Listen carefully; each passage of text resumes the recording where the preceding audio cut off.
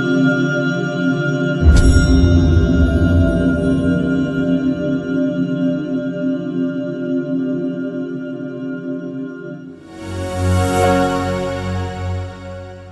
everyone and welcome to the series of basic concepts of business in digital marketing।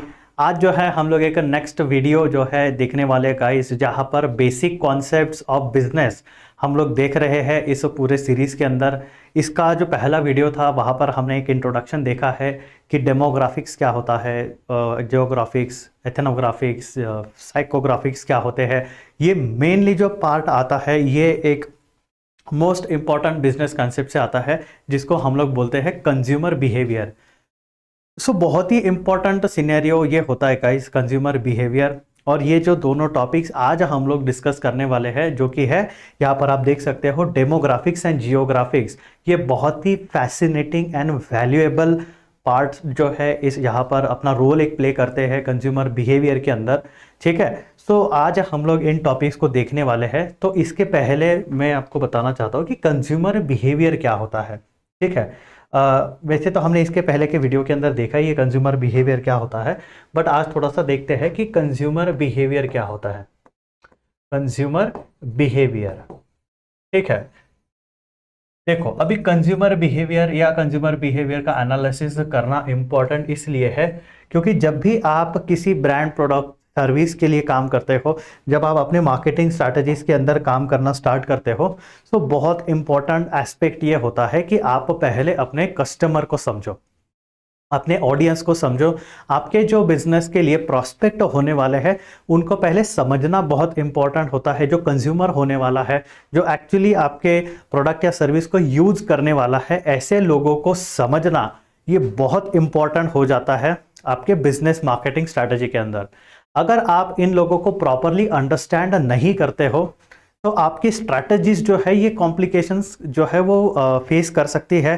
क्योंकि होगा क्या कि एक प्रॉपर ऑडियंस टारगेट ना होते हुए कोई एक अलग ऑडियंस जो है आप टारगेट कर दोगे। अलग मतलब कि एग्जैक्ट प्रोस्पेक्ट नहीं होगा, वो एक थोड़ा बहुत जेनरिक ऑडियंस अगर आप ट्रैक कर ले रहे हो, टारगेट कर रहे हो, तो यहाँ पर क्या होगा कि आपको जो रिजल्ट आने वाला है, रिजल्ट जो मिलना चाहिए उस तरीके का रिजल्ट जो है आप लोगों को नहीं मिलेगा उस पर्टिकुलर मार्केटिंग स्ट्रैटेजी के थ्रू।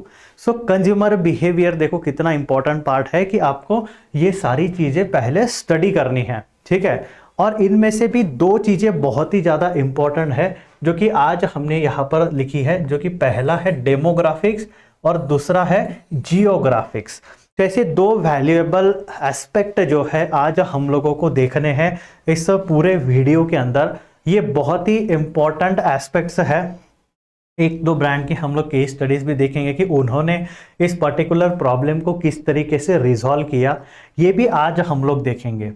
तो सबसे पहला पॉइंट जो आता है कंज्यूमर बिहेवियर के अंदर, जो आप लोगों को चूज करना चाहिए मार्केटिंग चैनल को समझते टाइम, वो है कि डेमोग्राफिक्स क्या होता है। ठीक है, अभी ये जितने भी कॉन्सेप्ट्स हम लोग देखने वाले गाइस, ये ऑडियंस से रिलेट करने वाले कॉन्सेप्ट है। आपका ऑडियंस जो होता है इस ऑडियंस से डायरेक्ट रिलेट करते हैं और मार्केटिंग स्ट्रैटेजी से भी डायरेक्ट रिलेट करते हैं। जो भी कैंपेन्स आप चलाने वाले हो अपने ब्रांड, प्रोडक्ट, सर्विस के लिए, वहां पर ये बहुत इंपॉर्टेंट रोल प्ले करते हैं क्योंकि डेमोग्राफिक्स के अंदर कुछ मोस्ट इंपॉर्टेंट चीजें आती हैं। जैसे सबसे पहला यहाँ पर आता है एज। ठीक है, एज का कंसिडरेशन जो है आप लोगों को करना होता है। ठीक है, सो अगर आप देखोगे तो यहाँ पर एज एक मोस्ट इंपॉर्टेंट फैक्टर जो है आता है। इसके बाद में आता है जेंडर। ठीक है, जेंडर के बाद आता है एजुकेशन, ऑक्यूपेशन, बंदा काम क्या करता है, ऑडियंस का वर्किंग क्या है। एज आता है, जेंडर आता है, ऑक्यूपेशन आता है, एजुकेशन आता है, और एक और चीज यहाँ पर आती है गाइस डेमोग्राफिक्स के अंदर जिसको हम लोग बोलते हैं इनकम। ठीक है, कितना अर्निंग है उस पर्टिकुलर ऑडियंस का, ये भी बहुत ज़्यादा मैटर करता है क्योंकि अर्निंग जो है एक स्टैंडर्ड ऑफ लिविंग जो है वो सेट कर सकता है, प्रायोरिटी सेट कर सकता है, चॉइसेस को सेट कर सकता है। ठीक है, सो हम लोग एक एक चीज़ को अभी देखते हैं। तो सबसे पहला यहाँ पर अगर हम लोग देखें तो वो है एज। तो एज यहाँ पर किस तरीके से रोल प्ले करेगा हम लोग वो देखते हैं। सबसे पहला है कि एज, ओके जब हम लोग डेमोग्राफिक्स का एनालिसिस करते हैं तब एज किस तरीके से रोल प्ले करेगा, लाइक अगर आपके प्रोडक्ट या सर्विस वाइज जो भी ऑडियंस आपके पास अवेलेबल है, जो भी प्रोस्पेक्ट हो सकते हैं, सो एक चीज़ आप लोगों को यहाँ पर ध्यान क्या रखना है एज के केस में, कि आपको अगर आपका ऑडियंस जो है ये यंगस्टर है, यंग क्राउड आपके पास अगर है, ठीक है, तो ये क्राउड क्या करता है कि ये थोड़ा सा टेक फ्रेंडली क्राउड होता है। अगर लाइक इनका एज है 16 to 30, ठीक है, या 35, इस एज का अगर क्राउड आपके पास है तो ये जो क्राउड होता है ये थोड़ा सा टेक फ्रेंडली क्राउड होता है, टेक एंथुजियास्ट क्राउड होता है। अगर आप अपने मार्केटिंग कैंपेन्स को कुछ इस तरीके से थोड़ा से फैंसी तरीके से और टेक्नोलॉजी फ्रेंडली तरीके से बनाते हो, ठीक है, थोड़ा सा लॉजिकल रीजनिंग वाइज भी अगर आप बनाते हो अपने एडवर्टाइजिंग या ब्रांडिंग कैंपेन्स को, तो ये ऑडियंस जो है ये बहुत अच्छे से आपका मैसेज जो है ये रिसीव कर पाएगा। आपके ब्रांड प्रोडक्ट सर्विस का जो एक प्रॉपर डिलीवरी है आप इनके तरफ कर सकते हो। बट अगर ऐसा है कि आपके पास तो थोड़ा सा ओल्डर ऑडियंस अगर है, ठीक है, अगर ओल्डर ऑडियंस आपके उस लोकेशन उस एरिया के अंदर अगर आता है, ओल्डर ऑडियंस अगर है, जो भी आपका डेमोग्राफिक्स या ऑडियंस सेट वाइज अगर ओल्डर ऑडियंस आता है, तो ये ऑडियंस जो होता है ना, ये थोड़ा सा रिलायबल ब्रांड्स के तरफ जो है वो ज़्यादा अट्रैक्टेड ऑडियंस होता है। इन ऑडियंस को जो है रिलायबल ब्रांड्स पे जो है वो पहले से एस्टैब्लिश्ड ब्रांड से जो है ये ज़्यादा ट्रस्ट होता है। सो उन ब्रांड्स के जिस तरीके से मार्केटिंग कैंपेन्स होते हैं आप भी उस तरीके के मार्केटिंग कैंपेन्स ट्राई कर सकते हो, या फिर आपका जो मार्केटिंग या ब्रांडिंग स्टोरी है ये कुछ इस तरीके से चाहिए कि वो रिलायबल हो, वो ट्रस्ट वर्दी हो, ठीक है, ताकि ये जो ओल्डर ऑडियंस है इस एज का, लाइक अगर आप देखोगे तो 45 to 60 सपोज, ठीक है, तो आप बोलेगे इसमें बीच वाला ऑडियंस कहा गया, तो ऐसा कुछ नहीं है, ये जनरली मैं बता रहा हूँ आपको कि डिफरेंस ताकि आप लोगों को समझे। 45 to 60 ईयर्स का अगर ऑडियंस आपके एनालिसिस के अंदर आ रहा है, आपके डेमोग्राफिक्स के अंदर आ रहा है, तो इस तरीके से जो है आप अपने मार्केटिंग कैंपेन्स को जो है वो प्रॉपरली अरेंज कर सकते हो। नेक्स्ट चीज जो आती है वो है जेंडर, ठीक है, सेकंड पॉइंट जो है हम लोगों का वो है जेंडर। तो जेंडर स्पेसिफिक प्रोडक्ट अगर आपका है तब आपको जेंडर को टारगेट करना चाहिए। लाइक अगर आपका प्रोडक्ट वुमेन्स का है, सिर्फ लाइक ज्वेलरी का वगैरह है, तब आपको वुमेन्स को टारगेट करना चाहिए। उस पर्टिकुलर ऑडियंस का थिंकिंग किस तरीके से है, उस ऑडियंस जो वुमेन्स है उनका चॉइसेस क्या हो सकता है, उनका वहाँ पे इंटरेस्ट क्या है, क्या क्या चीज़ें वो पसंद करती है, ये वहाँ पर आना चाहिए। उनका जेंडर वाइज क्लासिफिकेशन किस तरीके से है आपके ऑडियंस का, वो यहाँ पर आना चाहिए। जेंडर के बाद आता है आप लोगों का एक और पॉइंट इसके अंदर आता है गाइज, यहाँ पर मैं लिख देता हूँ, जो कि है इंटरेस्ट, ठीक है, ये इंटरेस्ट बहुत इंपॉर्टेंट पॉइंट है, ठीक है। इंटरेस्ट को पहले हम लोग देखते हैं, बाद में एजुकेशन, ऑक्यूपेशन एंड इनकम को देखते हैं। इंटरेस्ट, आप जो ऑडियंस को टारगेट करने वाले हो उन ऑडियंस का इंटरेस्ट क्या है, ये बहुत ज़्यादा मैटर करता है। कौन सी चीज़ें वो पसंद करते हैं, क्या वो टेक्नोलॉजी पसंद करते हैं, क्या वो एंटरटेनमेंट पसंद करते हैं, रियल एस्टेट पसंद करते हैं, ओके, एडटेक पसंद करते हैं। इंडस्ट्रीज वाइज मैं बोल रहा हूँ कि कौन से इंडस्ट्रीज वो पसंद करते हैं, क्या क्या उनका हॉबीज़ क्या है, फूड पसंद करते हैं क्या, ड्रिंक्स पसंद करते हैं क्या, ठीक है, इनको शॉपिंग पसंद है क्या, इनको आर्ट पसंद है, इनको ड्राइंग पसंद है क्या, इनको म्यूज़िक पसंद है क्या। ऐसी वेरियस ऑफ द डिटेल्स जो होती है, इंटरेस्ट जो होते हैं, ये आपको यहाँ पर सोचने पड़ेंगे कि उनके इंटरेस्ट क्या है, ठीक है, वो किस तरीके से बिहेव कर रहे हैं, ये भी आप लोगों को देखना पड़ेगा। उनका यूज़र बिहेवियर क्या है, किस तरीके से वो इंटरैक्ट कर सकते हैं, आप लोगों को ये भी देखना है। और उस इंटरेस्ट के बेसिस पे जो है आपको अपने मार्केटिंग स्ट्रैटेजी, ब्रांडिंग कैंपेन्स को जो है इनको लॉन्च करना है। तो बहुत ही इंपॉर्टेंट पॉइंट हो जाता है गाइस ये इंटरेस्ट, जो कि डेमोग्राफिक्स के अंदर ही आता है, ठीक है। तो इस पॉइंट को जो है आप बहुत अच्छे से जो है इसको सोचें, इसको अच्छे से स्टडी करें इंटरेस्ट को। इंटरेस्ट जब तक आप अपने ऑडियंस का समझते नहीं हो तब तक बाकी की चीज़ें भी जो है इतनी इफेक्टिव नहीं है।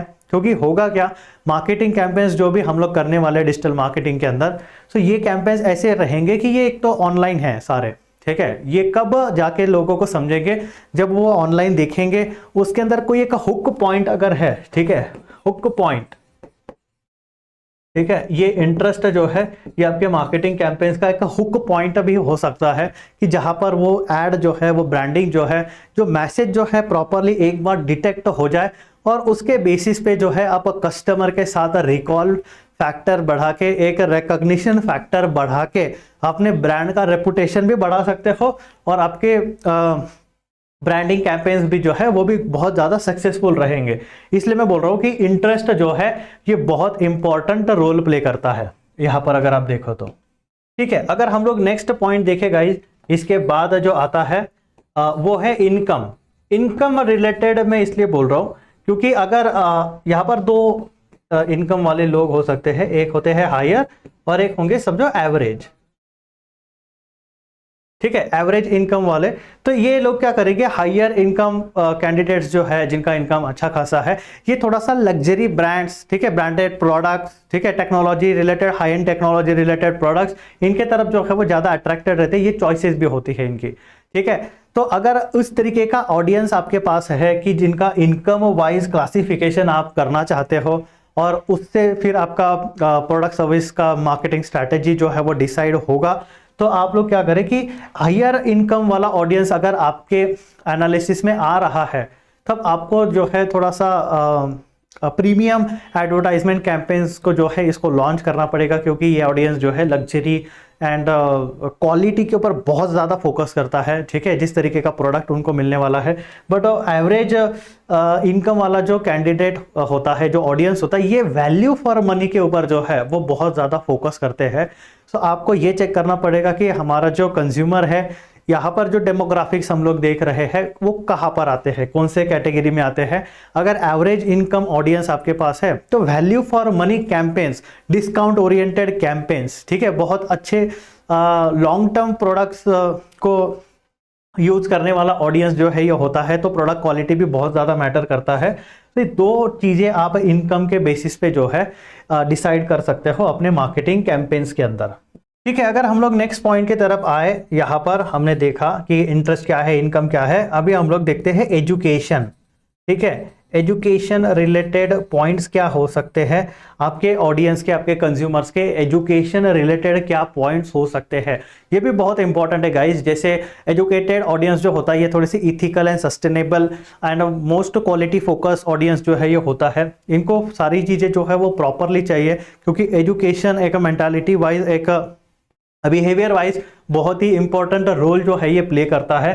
तो एजुकेशन इस तरीके से आपको हेल्प कर सकता है आपके कंज्यूमर बिहेवियर के अंदर। तो ये बहुत ही इंपॉर्टेंट पॉइंट जो है ये होता है। And the last one is occupation.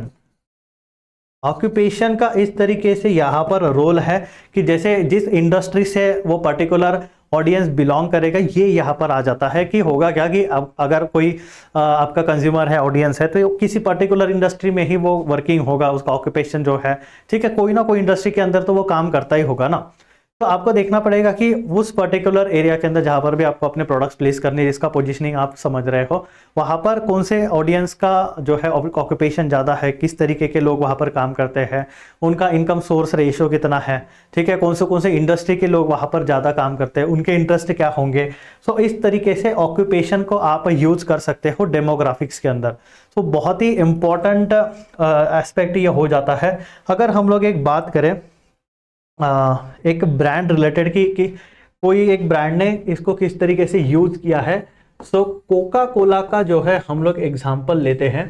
ठीक है, कोका कोला एक तरीके से ये केस स्टडी है। तो कोका कोला वाइज अगर हम लोग देखें तो कोका कोला के मार्केटिंग कैंपेन्स, इसके अंदर एज को भी कंसिडर किया जाता है, जेंडर को भी कंसिडर किया जाता है, ओके, इंटरेस्ट को भी कंसिडर किया जाता है, ठीक है, और इनकम एंड लाइफस्टाइल, जिसमें एजुकेशन और ऑक्यूपेशन वो भी आ गया, इनकम एंड लाइफस्टाइल। ठीक है, मैं तो यहाँ पे लाइफस्टाइल लिख रहा हूँ भी। ठीक है, तो इन सारी चीजों को यहाँ पर यूज कैसे किया जाता है, कोका कोला के कोका कोला ने इनको किस तरीके से यूज किया था। तो देखो, अभी कोका कोला जो है वो बहुत बड़ा ब्रांड है, इनका जो प्रोडक्ट है वो ये है, सॉफ्ट ड्रिंक है, ठीक है, कोल्ड ड्रिंक। तो इन्होंने इस तरीके से यूज किया था इसको कि जैसे एज वाइज देखेंगे तो एज वाइज इनका ऑडियंस बहुत ज़्यादा वास्ट है, बट आप देखना कि इन्होंने वेराइटीज ऑफ पैकेजिंग्स को जो है वो इंट्रोड्यूस किया है अलग अलग एज वाइज। उसमें क्वांटिटी वाइज जो है उन्होंने वेरिएशंस लाए हैं, वो एक तरीके से रिक्वायरमेंट वाइज भी है, पर इसमें एज का भी फैक्टर आता है, जैसे पर्टिकुलर एज ग्रुप, और उनके कैंपेन्स भी अगर आप देखोगे मार्केटिंग कैंपेन्स वो एज स्पेसिफिक होते हैं, ठीक है। जैसे यंगस्टर्स के लिए उन्होंने कुछ अलग कैंपेन्स रखे हैं, थोड़े ओल्डर ऑडियंस के लिए जो है उन्होंने कुछ अलग कैंपेन्स रखे हैं। जेंडर वाइज अगर देखोगे तो इनका इतना कुछ जेंडर स्पेसिफिक नहीं है, बट यस ये डेफिनेटली कंसिडर करते हैं कि जेंडर वाइज मार्केटिंग कैंपेन किस तरीके से होंगे। मोस्ट इंपॉर्टेंट पॉइंट जो है इनका आता है इंटरेस्ट, इसी के बेसिस पे ये सारे मार्केटिंग कैंपेन्स के ऊपर खेलते हैं, ठीक है। इंटरेस्ट क्या है, लोग क्या पसंद कर रहे हैं, कोका कोला को किस तरीके से पसंद कर रहे हैं। अगर आप एक एग्जांपल देखोगे, मोस्ट इंपॉर्टेंट इन सारी चीजों को मिला के मैं बताता हूं कि डाइट कोक का एग्जांपल जो है वो कोका कोला के लिए सबसे बेस्ट है। डाइट कोक का इन्होंने क्या किया है कि सिर्फ टायर 1 और टायर 2 सिटीज तक ही डाइट कोक मिलता है, क्योंकि वहां पर ऑडियंस कैसा है, interest wise fitness freak audience जो है वहां पर है, इनकम वाइज हायर इनकम वाला ऑडियंस जो है, इंथुजियास्ट ऑडियंस जो है वहां पर है, ठीक है। लाइफस्टाइल जो है इनका थोड़ा सा फैंसी होता है, सो इस तरीके से ऑडियंस यहां पर बिहेव करता है। इन्होंने क्या किया है, डाइट कोक को सिर्फ टायर 1 और टायर 2 सिटीज के अंदर ही लिमिटेड रखा है, ओके। क्योंकि होता क्या है, यहाँ पर लाइफस्टाइल जो है वो थोड़ा सा अलग है, जंक फूड वगैरह बहुत खाते हैं लोग, तो यहाँ पर क्या होता है कि ओबेसिटी, ठीक है, वेट गेन, इस तरीके के प्रॉब्लम्स जो है यहाँ पर होते हैं, और फिर कुछ लोग फिटनेस फ्रीक यहाँ पर ज़्यादा होते हैं। बट अगर हम लोग रूरल एरियाज़ के अंदर जाए तो वहाँ पर जो है वो डाइट कोक नहीं चलता, वहाँ पे नॉर्मल कोक जो है हम लोग को मिलता है। वहाँ पर छोटे पैकेजिंग्स के अंदर भी जो है वो कोक्स अवेलेबल होते हैं, क्योंकि वहाँ पर affordability and value for money, जैसे कि मैंने पहले भी बोला, लो प्राइस, उस तरीके के प्रोडक्ट्स का डिमांड वहाँ पर होता है। सो छोटे पैकेजिंग वाले प्रोडक्ट्स भी आपको रूरल एरियाज़ के अंदर देखने को मिलेंगे। और फिटनेस वाइज अगर देखा जाए तो वहाँ पे इतने फिटनेस रिलेटेड इश्यूज नहीं होते, इसलिए डाइट कोक को जो है कोका कोला ने सिर्फ टायर 1 टायर 2 सिटीज तक ही रखा है। और ये रिजल्ट है कंज्यूमर बिहेवियर का, कि अगर उन्होंने प्रॉपरली स्टडी नहीं किया होता अपने कंज्यूमर को तो वो प्रॉपरली जो है इसको प्लेस्ड आउट नहीं कर पाते थे। तो एक मोस्ट एग्जांपल, ये मोस्ट इंपॉर्टेंट एग्जांपल हो जाता है कंज्यूमर बिहेवियर का, जो कि डेमोग्राफिक्स के अंदर आता है, ठीक है। ठीक है, अगर हम लोग आगे देखें तो ये तो डेमोग्राफिक्स था। अभी अगर हम लोग जियोग्राफिक्स की तरफ आते हैं, ठीक है, अभी जियोग्राफिक्स देखते हैं कि जियोग्राफिक्स में क्या क्या डिटेल्स अवेलेबल है। तो जियोग्राफिक ये तो मोस्ट इंपॉर्टेंट फैक्टर है कंज्यूमर बिहेवियर का, जियोग्राफिक्स, ठीक है। अभी देखो यहाँ पर जियोग्राफी मतलब लोकेशन जो है यहाँ पर आता है, location plays an very important role in this particular factor. Location यहाँ पर जो है वो बहुत इंपॉर्टेंट रोल जो है इसको प्ले करता है, ठीक है। अगर हम लोग जियोग्राफिक्स की बात करें तो गाइज यहाँ पर कुछ पॉइंट्स जो है वो बहुत ही इंपॉर्टेंट हो जाते हैं जियोग्राफिक्स के अंदर, जिसमें सबसे इंपॉर्टेंट पॉइंट जो आता है वो आता है कल्चर, ठीक है, कल्चर आता है। फिर एनवायरनमेंट आता है, ठीक है, एनवायरनमेंट किस तरीके से है, क्लाइमेट क्या बिहेवियर क्या है, ये किस तरीके से रोल प्ले करता है, ये सारी चीजें यहाँ पर आती है। अगर हम लोग कल्चर की बात करें तो होता क्या है कि एक बिहेवियर लोकेशन वाइज भी देखा गया है कि जैसे रूरल एरियाज के अंदर जो ऑडियंस होता है इनको प्रोडक्ट्स या सर्विस का उतना इजी एक्सेसिबिलिटी नहीं होता, बट अर्बन एरियाज के अंदर जो सिटीज़ वगैरह है यहाँ पर लोग काफ़ी इजीली एक्सेसिबल होते हैं किसी भी प्रोडक्ट को परचेस करने के लिए, अवेलेबिलिटी क्योंकि बहुत इजी होता है वहाँ पर। सो एक परचेसिंग पैटर्न भी जो है बहुत अलग होता है इन दो पर्टिकुलर सिनेरियोज में, क्योंकि अलग चीज़ें ऑपरेट होती है। और अगर हम लोग देखें तो कल्चर बहुत इंपॉर्टेंट रोल प्ले करता है कि जिस भी लोकेशन के अंदर आप काम कर रहे हो, अभी यहाँ पर लोकेशन का बहुत इंपॉर्टेंट रोल आता है, क्योंकि जहाँ पर उस पर्टिकुलर लोकेशन के अंदर अगर ऑडियंस है तो उनका बिहेवियर बहुत मैटर करता है कि कल्चरली उनके बिहेवियर कैसे है, ठीक है, कल्चर वाइज वहाँ पर ट्रेडिशन क्या चलता है और उन लोगों के बाइंग बिहेवियर किस तरीके से होंगे, ये यहाँ पर पॉइंट आता है जो कि मोस्ट इंपॉर्टेंट है, ठीक है। अगर हम लोग एनवायरनमेंट एंड क्लाइमेट की बात करें तो क्लाइमेटिक कंडीशंस क्या है ये आपको स्टडी करना पड़ेगा लोकेशन वाइज, ठीक है। वहाँ का जो पॉपुलेशन है वहाँ पे इंटेंसिटी कितना है, क्लाइमेटिक कंडीशंस क्या है, ये मोस्ट इंपॉर्टेंट पॉइंट है। तभी आप अपने प्रोडक्ट को जो है वो प्रॉपर पोजीशन कर सकते हो। अगर लाइक बहुत ही हॉट एरिया के अंदर अगर आपके प्रोडक्ट्स है उस तरीके के हैं तो आपको प्रोडक्ट्स भी उस तरीके से रखने पड़ेंगे, अपने प्रोडक्ट का प्लेसमेंट भी जो है उस तरीके से रखना पड़ेगा। वहाँ पर मार्केटिंग कैंपेन्स जो है ये कूलर्स, कूलिंग प्रोडक्ट्स, ठीक है, या फिर आइसक्रीम्स, ठीक है, इस तरीके के जो ठंडी चीज़ें होते हैं उस तरीके के मार्केटिंग कैंपेन्स बहुत सक्सेसफुल होते हैं, क्योंकि वेदर कंडीशन भी उस तरीके से है, ठीक है। बट अगर आप सेम कोल्डर एरियाज को अगर टारगेट करते हो तो वहाँ पे विंटर क्लोथ्स, ठीक है, हीटर्स वगैरह ऐसी चीज़ें जो है, जो कि उस क्लाइमेट को समझने वाली जो चीज़ें होती है, उस तरीके से जो है आप अपने मार्केटिंग कैंपेन्स और प्रोडक्ट्स को जो है वो प्लेस कर सकते हो, ठीक है। जैसे स्किन रिलेटेड भी जो प्रोडक्ट होते हैं, डर्मेटोलॉजी रिलेटेड जो प्रोडक्ट्स होते हैं, ये भी यहाँ पर मोस्ट इंपॉर्टेंट रोल प्ले करते हैं कि क्लाइमेटिक कंडीशन क्या है, उस हिसाब से जो है आपको अपने प्रोडक्ट्स को जो है वो प्लेस करना पड़ेगा। यहाँ पर अगर आप देखते हो, कल्चर हो गया, एनवायरमेंट हो गया, क्लाइमेट हो गया है, ठीक है। इंटरेस्ट लोकेशन वाइज भी होता है, लोकेशन वाइज भी आपको पोजीशनिंग करनी पड़ती है। जैसे कि अगर मैं आपको एक एग्जांपल बताऊं, जैसे दो ब्रांड्स हैं, नाइकी एंड एडिडास, ठीक है। अगर इन दो ब्रांड की हम लोग बात करें, नाइकी एंड एडिडास, तो इनके जो स्पोर्ट्स वियर होते हैं, स्पोर्ट्स वियर, ठीक है, स्पोर्ट्स वियर, स्पोर्ट्स गियर वगैरह जो भी है, इनके स्पोर्ट्स रिलेटेड जो प्रोडक्ट्स होते हैं, इन्होंने क्या किया है, बहुत ही अच्छे से लोकेशन पोजीशनिंग किया है। बहुत इंटरेस्टिंग तरीके से इन्होंने जो है अपने प्रोडक्ट्स को प्लेस किया। गाइस अगर आप इंडिया की अगर बात करो तो इंडिया में जैसे दिल्ली हो गया, ये इस साइड वाला जो पार्ट है, राजस्थान, गुजरात, महाराष्ट्र, एमपी, ये वाला जो पार्ट है, यहाँ पर अगर आप देखोगे तो क्रिकेट फैन फॉलोइंग जो है वो बहुत ज़्यादा है, ठीक है। क्रिकेट इंथुजियास्ट यहाँ पर ज़्यादा है, तो इन्होंने क्या किया है, इस पर्टिकुलर रीजन के अंदर अपने प्रोडक्ट्स जो है, क्रिकेट रिलेटेड जो प्रोडक्ट्स होते हैं, क्रिकेट इंटरेस्ट रिलेटेड जो प्रोडक्ट्स है, ये ज़्यादा रखे हैं।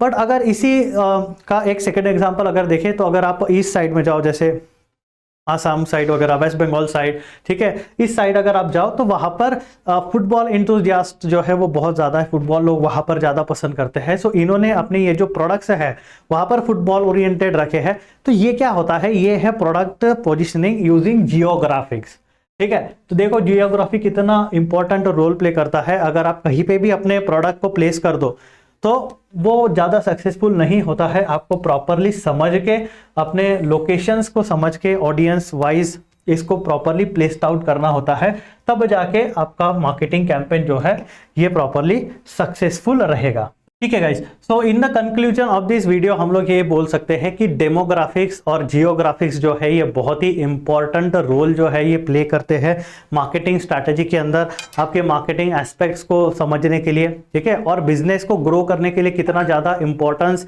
ये दोनों भी पॉइंट रखते हैं। क्योंकि जितने भी पॉइंट्स हमने यहाँ पर देखे, जो भी पॉइंट्स ये अपने साथ लेकर आते हैं, डेमोग्राफिक्स एंड जियोग्राफिक, ये इतने इंपॉर्टेंट होते हैं कि आपके मार्केटिंग स्ट्रैटेजीज और आपके ऑडियंस का कंप्लीटली मेंटालिटी जो है ये इन्हीं फैक्टर्स के ऊपर डिपेंड करता है। और उसी तरीके से जो है आपको अपने प्लान्स जो है इनको करना पड़ेगा, ठीक है। सो इतनी डिटेल्स जो है यहाँ पर इंक्लूडेड है। तो यही है कि डेमोग्राफिक्स एंड जियोग्राफिक्स बहुत ही इंपॉर्टेंट रोल प्ले करता है। मेजर रोल जो है इनका आता है मार्केटिंग स्ट्रैटेजी के अंदर और कंज्यूमर बिहेवियर के अंदर भी। सो ये जो दो पॉइंट्स है आज हमने देखे इन डेप्थ। इसके अगले पार्ट के अंदर जो है हम लोग और दो डिटेल्स को देखने वाले हैं, जो कि है साइकोग्राफिक और एथेनोग्राफिक्स। ये भी इसी की तरह चीजें हैं, कंज्यूमर बिहेवियर के अंदर ही आता है ये। सो वो डिटेल्स जो है हम लोग आगे के पार्ट में देखने वाले हैं। तो गाइज अगर ये वीडियो आप लोगों को हेल्पफुल रहा होगा तो इसे अपने दोस्तों के साथ शेयर कीजिए, इस वीडियो को लाइक कीजिए, कमेंट्स कीजिए अगर आपको कुछ डिटेल्स और जाननी है इसकी। I will try to read the maximum of the comments and respond on that. तो वो भी आप कीजिए, कमेंट्स कीजिए। दिस सर के चैनल को आप सब्सक्राइब कीजिए और मिलते हैं गाइस नेक्स्ट वीडियो के अंदर, जहां पर हम लोग कंज्यूमर बिहेवियर के और दो पॉइंट्स जो है इसको डिस्कस करने वाले हैं। My name is Shubham and thank you so much for watching this video.